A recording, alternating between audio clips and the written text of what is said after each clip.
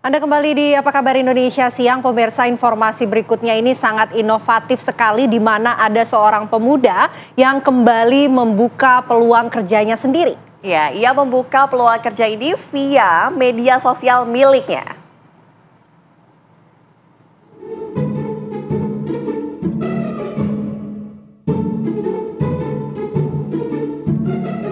Nama Santo Suruh tengah viral di media sosial seperti Twitter maupun Instagram.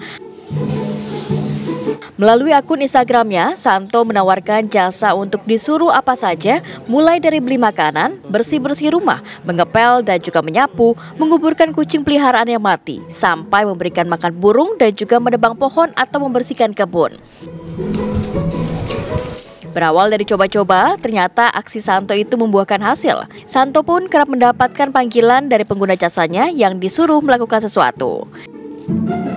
Orderan beli layangan sama asinan. Kini karena kreativitasnya mencari peluang kerja dan juga kegigihannya, Santo Suruh pun mendapatkan pujian dari warganet.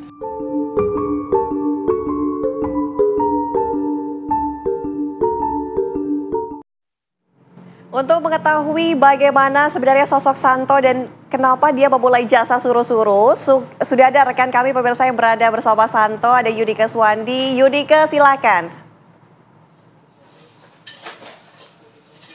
Ya, selamat siang Ana, Vena, dan juga pemirsa TV One. Benar sekali tadi apa yang sudah dikatakan bahwa ini cukup unik gitu ya. Karena biasanya jika ada seseorang yang membuka jasa itu cukup detail diberitahukannya, jasa bahkan jasa ojek online atau bahkan mungkin jasa untuk mengerjakan tugas, joki tugas itu. Nah, namun ini unik banget nih, berarti bisa dibilang multitalenta karena semua jasa mungkin bisa diterima. Kebetulan banget saat ini Mas Santo atau Santo Suruh lagi menguburkan kucing peliharaan yang sudah mati nih. Mas, boleh Mas, selamat siang, kita berbincang-bincang sedikit dulu. Selamat siang, Kak. Gimana Mas kabarnya? Alhamdulillah baik, Kak. Mas, ini kan unik banget nih. Biasanya jasa-jasa itu udah detail gitu. Tapi kok Mas bisa sih semua jasa itu yang di-request sama pembeli jasa tersebut di-okein gitu. Itu gimana nih? Ya karena ya saya dari awal ya emang sesuai apa kebutuhan sesuai kebutuhan permintaan yang customer mau. Terus kalau kayak gitu, ini berarti udah jalan, aku dengar-dengar udah jalan 5 tahun. Betul, Kak, udah 5 tahun, Kak. Berarti ini cukup awalnya tadi merintis dong kayak begitu ya. Terus gimana nih sampai ada di titik ini sekarang? Apakah tadinya yang sendirian gitu ya, terus sekarang udah banyak mitranya kah? Itu gimana, boleh diceritain? Ya awalnya saya sendiri, Kak. Saya sendiri karena orderan alhamdulillah makin lama makin rame, saya akhirnya ngekrut teman saya satu persatu. Dari satu alhamdulillah sekarang sudah banyak sesuai yang sesuai yang dia mampu, misalnya beres-beres, nguburin kucing, buang-buang kayak tikus dan lain-lain, itu udah ada tugasnya masing-masing, Kak. Oke, terus kalau mengenai suka dukanya nih, adakah yang pesen fiktif atau ternyata ditipu gitu, Mas? Ya namanya usaha ya udah pasti ada resiko, ya kan, nggak mungkin kan namanya manis terus. Tapi ya kalau pesan fiktifnya udah pasti ada, Kak. Kalau untuk resiko udah pasti ada. Boleh Mas juga diceritakan secara detail nih kira-kira fiktif itu kayak gimana dan juga kira-kira mematok harganya kayak gimana nih, pertimbangannya apa aja? Kalau orderan fiktifnya ya paling kita dikerjain, biasanya orangnya katanya transfer, tahu-tahu nggak transfer. Okay. Ya kadang kita samperin kerjaannya tahu-tahu nggak ada, ya kan, ya banyak resikonya banyak juga. Ya kalau untuk apa tadi? Tarif yang dipatok? Patok itu kita sesuai kerjaan, Kak. Kalau untuk makanan kita sesuai jarak aja. Misalnya masih satu komplek, ya gitu kita harganya ya variatif gitu. Ada yang 10.000, 15.000, ya tergantung belanja susahnya. Cuma untuk kalau kerjaan yang beres-beres, apa kerjaan yang berat itu kita tergantung kerjaannya. Kita lihat dulu kerjaannya, jaraknya di mana. Nah kayak gitu, Kak.